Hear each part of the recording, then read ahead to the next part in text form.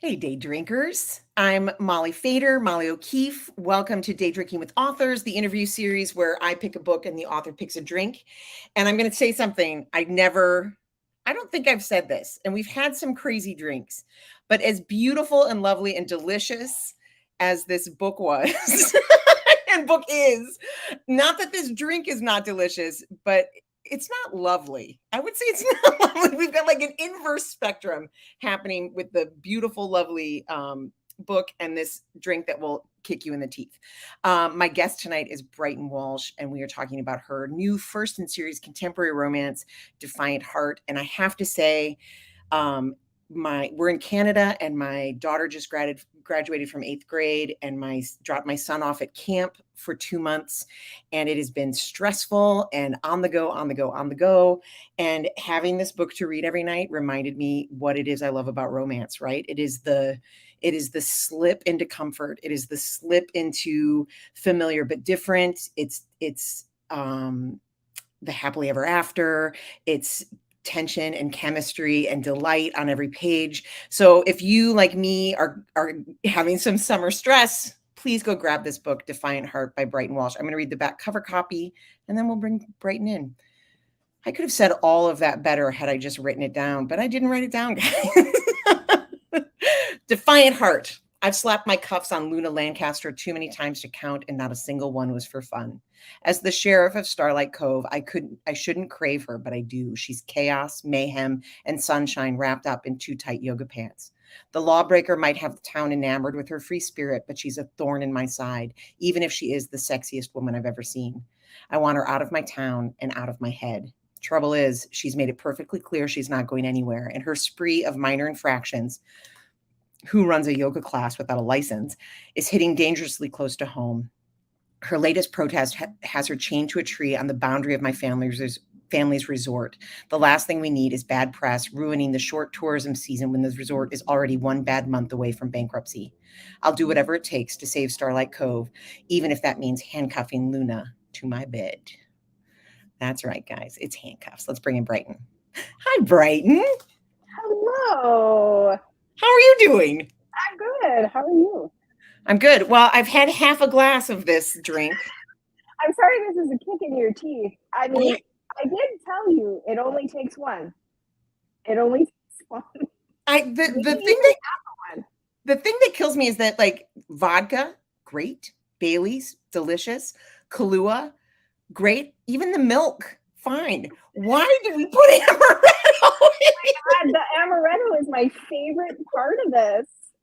It's my favorite part of the drink. I love it. Oh man, it's right there at the end. It reminds me of weddings in my small town that were at the Catholic church. And everybody, like, there was like it was a real amaretto stone sour crowd. And so they were really delicious. And I remember being like 11 years old and like drinking all these amaretto stone sours that people had left on tables and then throwing up violently in the Man, 11 years old. I feel like I was still like, I don't know, like hanging out with Care Bears and that kind of thing. I didn't know there was booze in it. I just thought it was delicious. You were like, Mom, what is this stomachache? I don't understand. Yeah, it just really brings it all back for me. Sorry, it's probably like one of those, everybody has that kind of alcohol where it's like the no-go alcohol. What's yours? Sorry about that. I don't have one. I was a late bloomer, so I don't have a sloppy drunk story. Oh, you came to drinking with like restraint and maturity. Yeah. Yep. That's good. Good for you. Yeah. God, amaretto stone sour is a rough first go. So one of the things that I love to ask authors when they come on is, what did the book? So we're talking about Defiant Heart, the first book in the new Starlight Cove series. What did writing this book teach you about you, about your process, about all the mistakes or great things that you know what I mean? Like, what did you come away with at the end of it? This taught me a lot, basically, to trust my process. I have, so for Becca Syme's strengths people. Oh man, we're going to do another Zoe York. Every time we say this, we have to take a little sip, a tiny, tiny little sip. I may fake most. Poor Molly. You know what? You could switch it out with like a weak chocolate milk and no one would even know the difference. I'm in it now. I got Okay. a full glass of this. Anyway, tell me. So You don't to have a trust secret. your Okay, so process. anyways, I'm a number 2 strategic, which means that I look for the silver bullet. So I look for the best, most efficient way to do it every single time. And that means that I have never written a book the same way twice. I keep looking at different ways to do it. And as I was writing this one, so I plotted this entire series with a plotting partner, plotted the whole thing, and I got into it, and I realized this isn't going to work, and some pretty significant parts of it were not going to work, and so I had to think on my feet, which I don't do real well. Another strength, ideation, is number 34, which is dead last for me. So I'm not an idea kind of person. But it worked out okay because I have also learned to this doesn't have to be a solo endeavor, and I have lots of people in my corner who I can just say, hey, can I bounce ideas off of you guys, or what do you think about this, or I need this to happen, can you give me some suggestions? So I would say I have settled more deeply into what I know works best for me and just sort of accepted that. So it will be interesting the next book I write to see how that goes. How that, if it sticks. For everybody Yeah. who's chiming in and saying hello, hi, and welcome. For the platform just calls you Facebook user.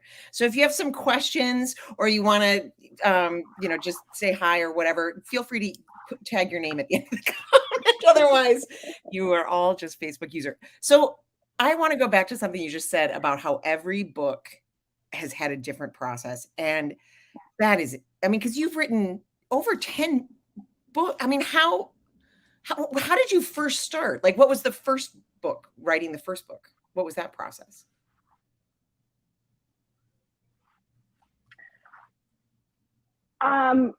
So okay, so I started in fanfic.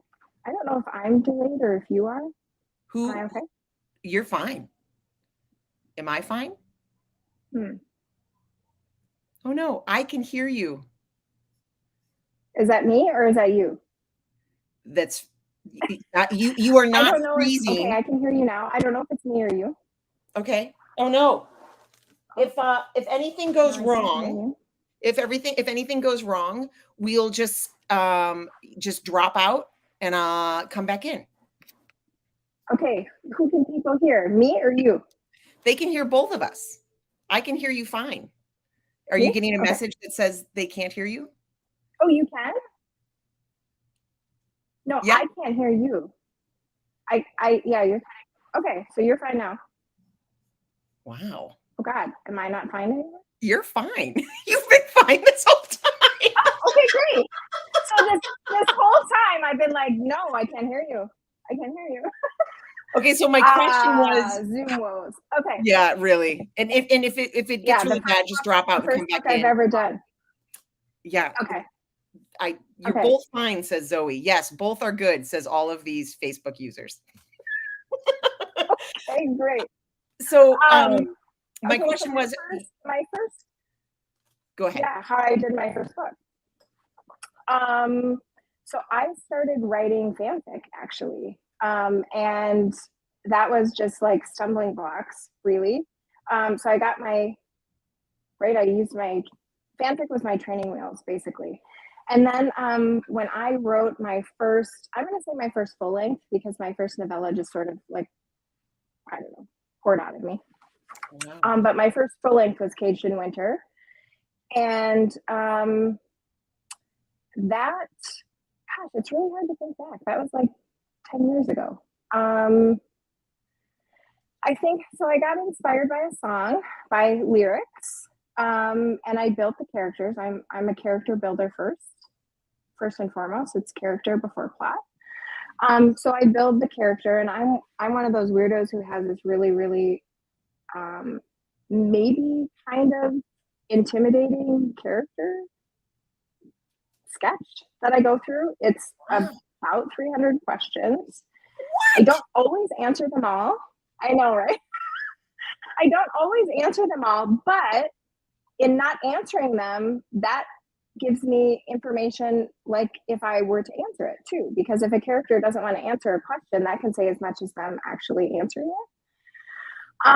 So yeah, so I would say I build it like that. And then I do sort of a tent pole method, which is where you have like your major events and you get that figured out. So like I would know the meet cute, I would know the inciting incident, the turning point, the black moment, and the resolution. And then I would fill in from there. So So would you write those that scenes I think first? is how I wrote Caged in Winter. No, no, I cannot. I cannot write out of order. This is a Cheers #6 developer. Rebecca just told me, which means I have to see the characters develop on the page because I don't. It doesn't work for my brain. How can I write how the heroine will feel in chapter 19 until I've written chapters 1 through 18? So I'm the same way. I'm the same way. so that's I feel like that searching for the silver bullet thing is something so many writers do, right? Like we really believe that yeah. when writing a book is hard, it's because we're doing it wrong. And it's not just that writing a book is hard. It's got to be us, not this giant artistic endeavor. Something's wrong with me with this process and this one worksheet that I do or this one plotting method that I do or yeah, that will fix it. That'll fix it. It does. Yeah, I feel like we're going to talk later on about organization and silver bullets. And that as a person who's completely unorganized and absolutely a wreck, I keep thinking there's going to be a silver bullet. And the problem is me. It's a user error. We have a couple of comments and it gets better the more you drink, Molly, says an amaretto.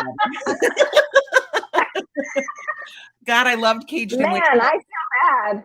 No, come on. Oh. Like, how would you know? How would you even know that amaretto is my? You could have told me. You could have said amaretto's out for me. What else do you have? The other thing we have to talk about is like, I told my husband that we were having screaming orgasms as drinks, and then I immediately went and Googled screaming orgasms. I was like, oh, these are great.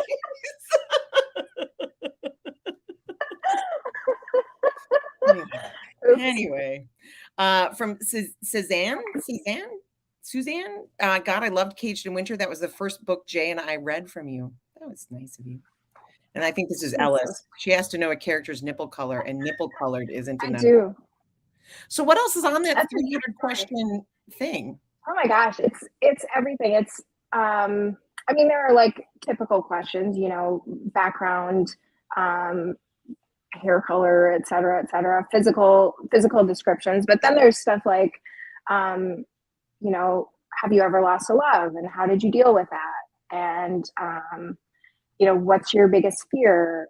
Who would you kill for anybody? Would you die for anybody? Oh, that's interesting. You know, who are you closest to? So yeah, I mean, it's not just physically making a person, but it's making them from their soul, right? Yeah. And it's only 300. I mean, that's what we do. We create these from the soul with the 300 question. With the 300 question questionnaire. That's handy when you're making somebody from the soul. So, okay, let's talk about this book. I've got to say, so this is the first book in a series. What? Oh, no. Can you hear me? No, I'm okay. Okay. Yeah, there was just like one little part that I didn't hear. I heard you. First book in the series. First book in the series. And one of the things that I loved about it, and that I love about your series is how seamlessly and like shamelessly you sequel bait. like it reminds me how much I worked really hard on that. Good. Tell us more about like I worked really hard on that. Yeah, that was a plan. How did you draw the line between? So I Go ahead. Between, no, you go ahead. Okay. How did I draw the line between? How did you draw the line between too much secondary characters and not enough secondary characters? Like what? Because that's a tricky line to walk. You don't want these secondary characters to take over the page. But, you know, as I was sitting there like Yeah. ready for the next book, how do you hook them in there? I actually don't know how I did that. I don't know. I don't know. I would say that that is more of like a gut reaction thing. Like, so in, I had it's not really a prequel, but it's a connected, shorter novella between my Havenbrook series and then Starlight Cove. And I had plans to have all kinds of characters in this novella. Well, the novella was only supposed to be a short story at 10,000 words, and it's 26,000. So, and still, like, you can't have a lot of, I don't want to say fluff because extra characters aren't fluff, but you can't have a lot of other storylines coming in besides the hero and the heroine or the main couple. So yeah, it was just, I don't know. It's a gut feeling, and the times that they are on the page, you really have to make it count. So you almost have to be like, they almost have to be caricatures of themselves. So they really have to be like over the top in the extreme of their personality so that they come across, because you don't have that nuance that you do in a full length of them. So yeah. So how because this is the first book and you have so deliciously baited all these sequels, how plotted out are you? Like how far ahead are you comfortable going? Because I would think that would be really tempting to like plot out 6 I've of them. plotted the entire series, all 6 books. All 6 books are plotted 100%. But let me tell you, and this is what Becca told me in my last call with her. I really screwed up doing that. I should not have done that because I am a developer. Cheers. Yeah. I drank when you said Becca. Okay. Sorry. Because I am a developer, I need these characters to develop. And so the entire basis for book 2, I scrapped. Like the whole thing. None of it works. None of it works. So I have to start over from scratch on that. I'm hoping that it's not that way for all of them, because that's, you know, a lot of time that I can't get back. But even if it's not, it's still part of the process, right? I still learn from it. Whether it's what to do or what not to do, it's still there. But basically the only thing I'm keeping is that it's a Friends to Lovers, and everything else is, I'm throwing in only one bed because I was like, Friends to Lovers, only one bed. This is my favorite. So yeah. I am a person who often errs on the side of not thinking it out enough. And then so I'll put in a little tidbit or something like that. And then that ends up being wrong. And I have to like weirdly reverse engineer or write a big apology or something like that. So it is a remarkably, I mean, I think about somebody like J.R. Ward, you know, who, I mean, the first 5 or 6 of those books that I stopped my life every time one of those books came out. Just how intricately it's woven. Yeah. And how, I know some of those things, even if you look at, like, this isn't books, but if you look at the Marvel universe and how everything fits together in that, I swear every time a movie ended, I would say those screenwriters are amazing. Like, I can't fathom the brain power that it took to create that. Yeah. And to connect it all and to make it all make sense. Yeah. And to still be doing it across like other formats. I know I'm all bent out of shape on, you know, screwing up a brother. Putting that brother wrong. Damn it. I know, that's really remarkable. That's really remarkable. So one of the other things that I really loved about the book, and it was reminding me, so the trope is enemies to lovers, and enemies to lovers, I have often said, is my favorite trope, but Love like it. um most tropes right now, like there's like people use it without understanding what it actually means. And I feel like I have gotten it confused, and a lot of people have gotten it confused with like a power imbalance. And Mm, what I loved about yours was that it wasn't about a power imbalance. They both had power over each other. Like they both, yeah. yes, he's a cop, but she's like really threatening his family business. And they both hold on to that power. Nobody has to like capitulate, particularly for the first, delicious 50% of the book, right? And I was wondering what it like, do you love enemies to lovers? Was that like part I of your love enemies to lovers. Yeah. I will say, let's see, last year, I think it was about a year ago, I polled my subscribers, my newsletter subscribers, for their favorite tropes.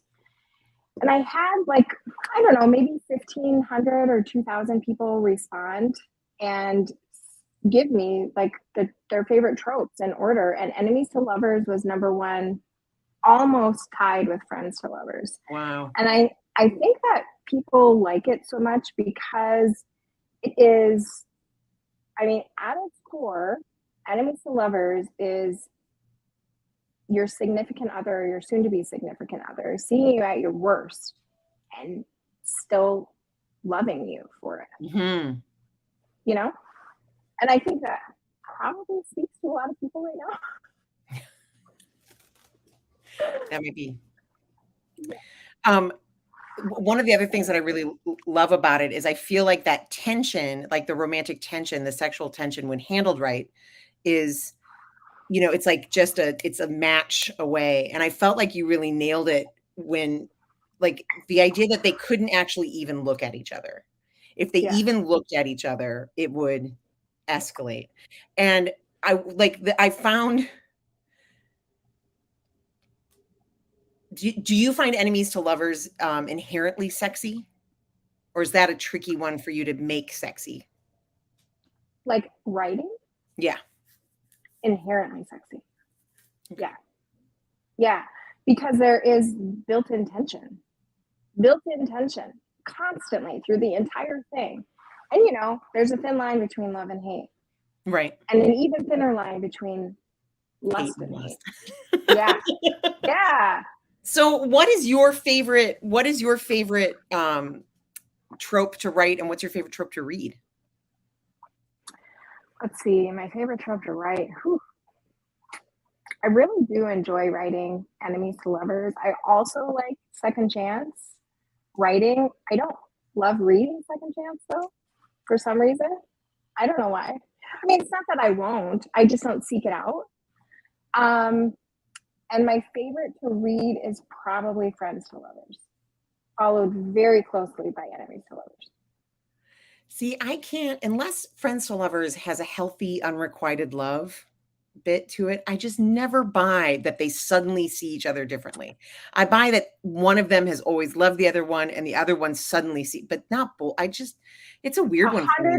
100% of my Friends to Lovers are unrequited Yeah. or think they're unrequited. So, Brighton, as a person who's been chatting with you over the course of the pandemic and knows exactly what you've been reading, where does all this ridiculous reverse harem fit in with your friends to lovers? What a lie. Oh my gosh. Oh my gosh. Look at you Um, trying to be like, yes, I love friends to lovers. You are reading bananas. but there Stop are it. Friends to Lovers, reverse harem. Tons of them. And they're delicious. They're so good. But there is truly nothing better than a reverse harem where there's like one like puppy dog kind of guy, and then one like gruff protector guy, and then like one I hate you, I will burn down your house, until it's oh no no wait, I will burn down the city to protect you. Like Right. amazing. I love that you can All of like it. explore all those different characters, yeah, in one book. Plus, Are you are you awesome. ever worried? Are you ever worried about getting tropes wrong? Like, Um, I don't know that I worry about getting them wrong, but I do drink up input. I'm number 7 input. Sorry, Molly. I refilled a little bit. So it just burns. It burns. There's not enough milk in this amaretto. Did you put ice cubes in it? That also helps tremendously. I did. Okay. So I like gorge on the trope that I'm about to start writing so that I can make sure, because I feel like I'm an intuitive writer, so I just know like how the beats need to hit. And if I input enough of those, right. I can also tell like, ooh, that one didn't hit right, and kind of dissect that and find out like why didn't that hit right, so that I don't do that. Avoid that. If that makes sense. Yeah. Yeah. I always feel like I worry sometimes that the things that I like about a trope or the things that I like writing about a trope are what like nobody wants. Like I feel like I get hyper focused on some like small part of it. Anyway, it's just sort of interesting to think about, particularly when you're leaning hard on contemporary romance tropes, which we all do and all should do. It's an easy marketing thing, which actually reminds me, this is the first book you've written with like, after having some TikTok success. Yeah. Did that change in any way the way you wrote the book? 100%. 100%. Yeah. Oh, tell us more. Yeah. So being on TikTok as a user, not as a as a consumer, I was able to see like what made me stop in those first 5 seconds of a video, and what hooked me in. And so this book was probably the first one since Caged in Winter where I have put more of my id list in. And an id list is a Jennifer Lynn Barnes reference, where it's basically like your personal pleasure buttons, kind of. But it's not about tropes. It's not about friends to lovers. It's about like a friend sleepover and them snuggling on the couch watching a movie or something like that. You know what I mean? It's kissing in the rain, or it could be summer festivals, or it could be a lost puppy. I mean, it could be literally anything that you like, that you want to put into your books. And this book, like, I was much more aware of that with this book, and also in how, while I was writing it, how it would hit in a 10-second video. Like the scenes you would use, the snippets I would use, the dialogue I would use. I mean, I really tightened up dialogue and made sure that those lines hit and that I could pull them out and use them. It is by far my most TikTokable book, like tenfold. Okay.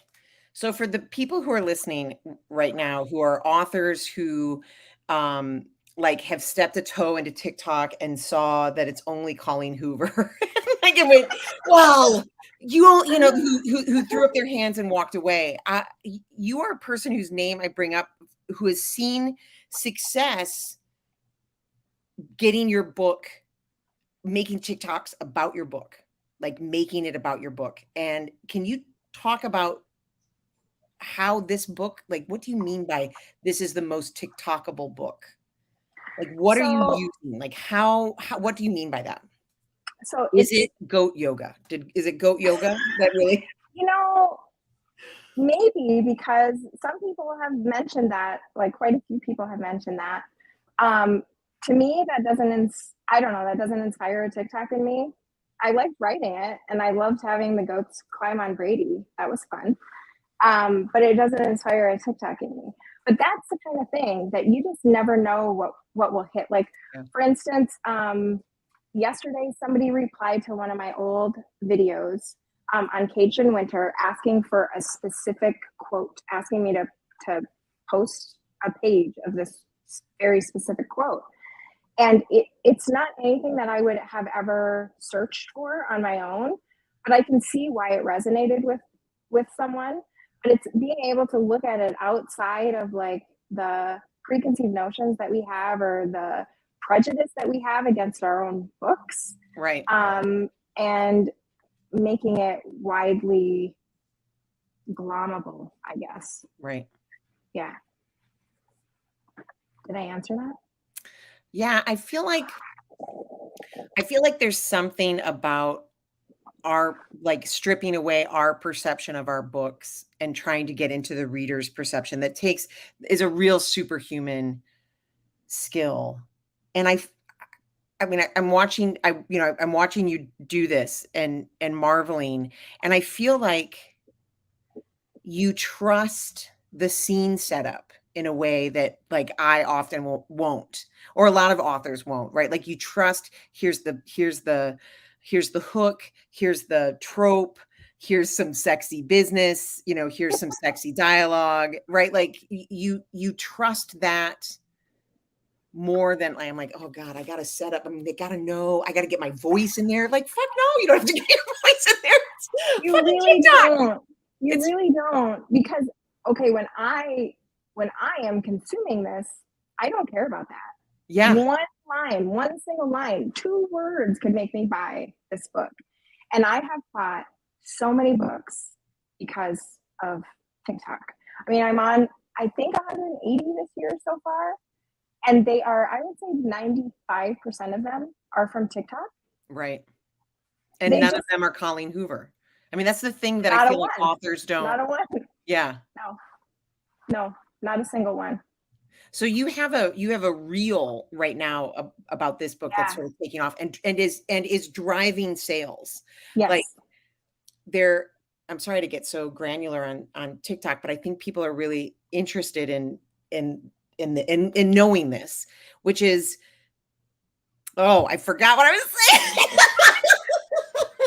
Sales, granular, reels. Right. So you can have something take off on TikTok that is not going to sell you a single book. Like for whatever reason, it just goes, and you're like, you don't sell a single book. And so I have a lot of friends who have been like, well, then fuck this. Like that's nonsense.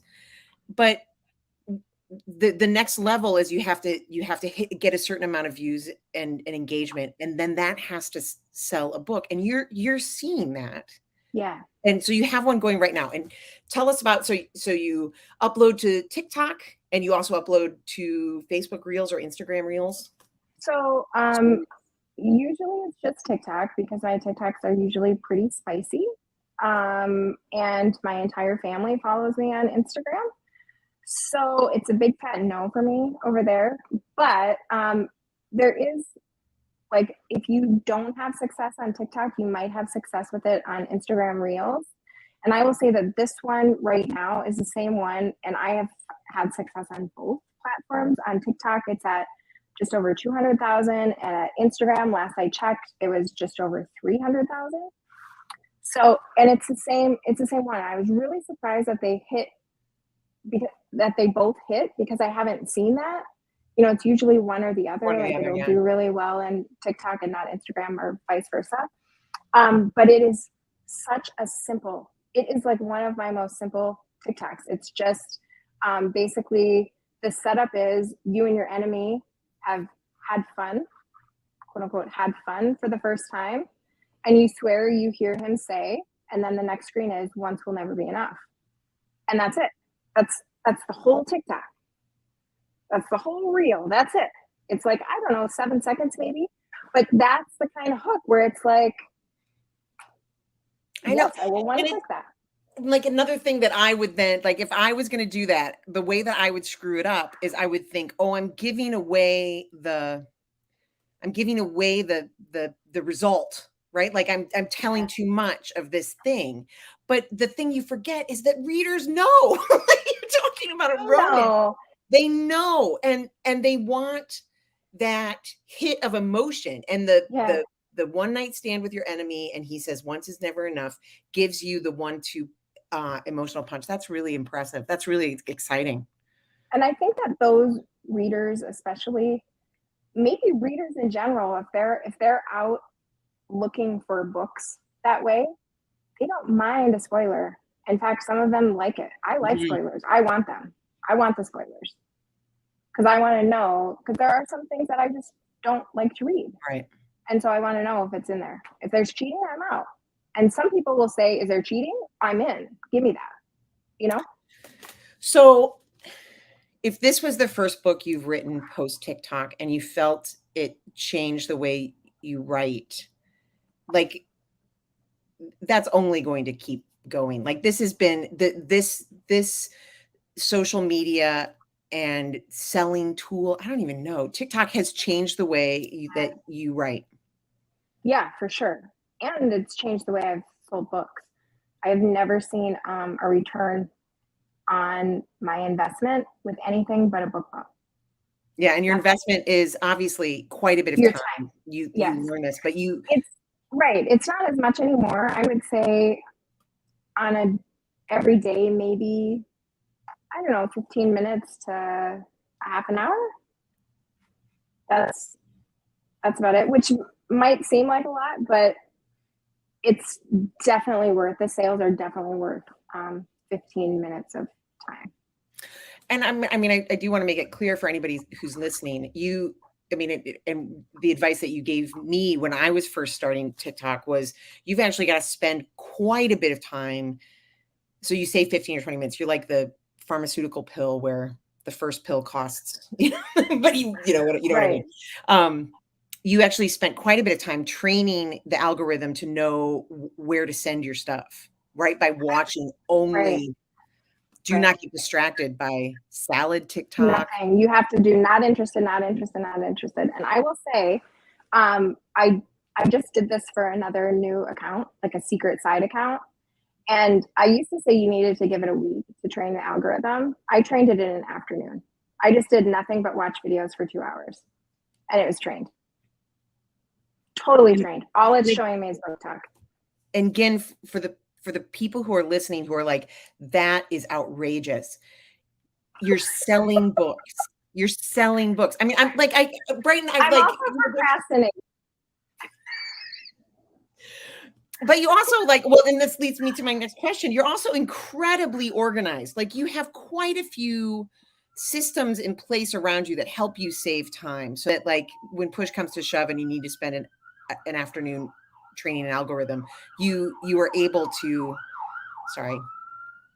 you're able to make that time up because you're so organized. So I was going to ask you, like, what are 3 things that you do or programs you use or apps that you use that have made significant changes to your business in terms of organization?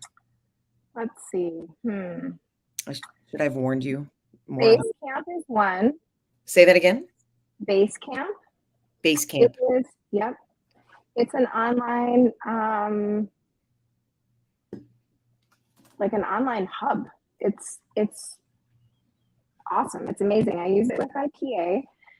I can go in. There's a calendar in there. There's a to-do list. I can assign it to her. I can go in and add a task for her to do, assign it to her, and then flag it to send to me when it's complete. I can give it the due date. I can write notes in there for anything that she may need to know.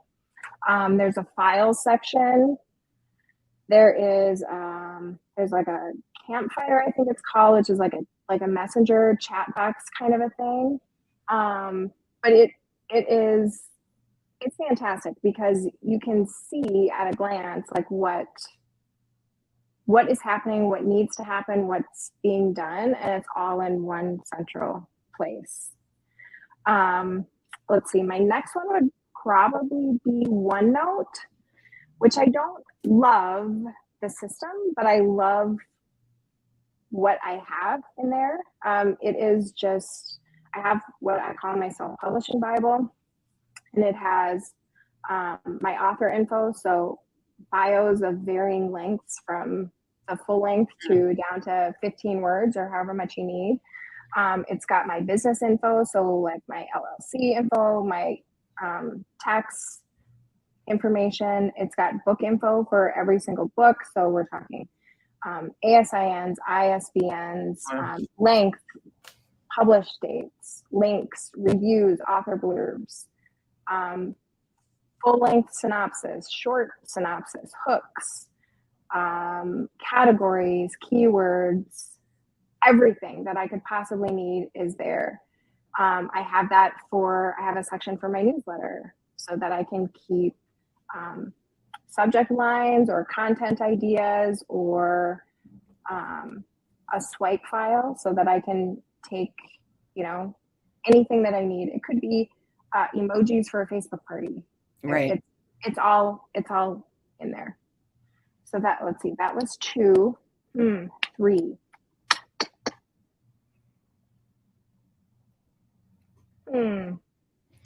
Maybe probably my notes app on my phone. Really? I keep all of my TikTok stuff on there. So I have a section for TikTok, and then it's separated by book, and then within each of those, it's all the different hooks that I could do, and so that makes it really easy for me to do TikTok because I go into there. I don't have to go to my book over and over again. Yeah. That's really amazing, Brighton. I feel like that's like your what is the strength where you just do the thing? Like you just do the thing. Activator. Yeah. Number 3. Boom. I feel like the activator is the silver bullet. Strategic is the silver bullet. So activator wants to do it, and strategic's like, now wait a minute, we need to figure out how to do this the best way possible first before we plow forward. So I think it's a great power here. Yeah, that's really it's enviable. It's kind of enviable where I sit, where like activators like asleep at the bottom. So I want to talk to you also about your Dissent anthology. So this is an anthology you're putting together where proceeds go to reproductive rights organizations in the States. Tell us what you're doing. So I don't know. This was maybe Monday or Tuesday. I can't. What are days anymore? The world fell apart so fast. It truly did. I posted and I said, if anybody is putting together an anthology for this, please let me know because I would love to contribute. And then it was like, I don't know, 100 people. I would like to know too. I would like to know too. Please let me know. I would love to do this. I would love to do this. And then Nicole French and Brooke Cumberland of Brooks of Kennedy Fox said, hey, we should do this. We should put it together. And we did. And so it's been, if I didn't have those two also working with this, I could have never done this in this quick of a time because it has come together in just a matter of days. And we have had hundreds upon hundreds upon hundreds of people submitting for this, and it makes me so happy. It's not just authors who are ready to submit their works to this, but it's authors who may not be able to submit works but are excited to promote. It's bloggers who are going to promote. It's industry professionals who are donating their time and their talent. So we've had editors say that they will donate, or graphic designers, or proofreaders, or formatters, and it makes my heart so happy to see. I mean, I'm not surprised. It's a romance community. Right. And this hits close to home. I think there's an idea of fallacy around the idea that romance, and I mean, it is true to some extent, but it is certainly a smaller piece of the puzzle where romance readers just want escapism and they don't want real life encroaching on their romance. But I mean, here we are. Real life is all around. Yeah. It's all around. And even if I didn't say a word about this, it bleeds into every word that I write in my books. Yeah. And so they're consuming it one way or another. Right. So when is it coming out, and where do the proceeds go? It is coming out on September 6th. We are still vetting organizations, so we're looking for where the money will do the best, help the most. So we haven't decided that yet. And we have not even, like, we haven't, for, if there are any authors watching and you're worried because we put the pre-order up, we have not selected any authors yet. We haven't contacted any authors yet. We're just, Oh, okay, good.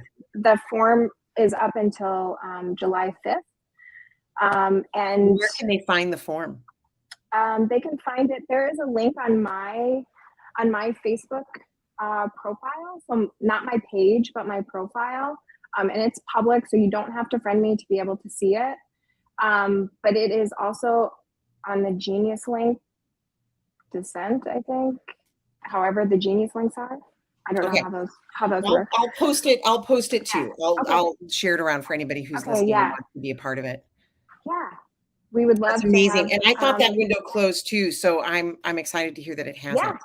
Yeah, July 5th. So I'm anticipating we will have. I know for a fact we will have well over 500 people who have signed up. Oh my gosh, Brighton. Yeah. What? Yeah. That's what an effort. What an effort. That's amazing. What a thanks community. for doing it. Yeah, the community just needs organization every once in a while. And that is what you're on top of writing beautiful books. So when is the second book in the Starlight Cove series, Protective Heart? Protective Heart, September 27th. Oh God, Brighton.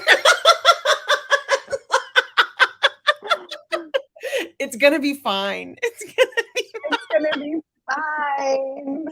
Have you started work? Have you started working? No, Molly. Have I started work? Are you kidding? No. You want to know what I did? I looked at the outline and I said, "This won't work."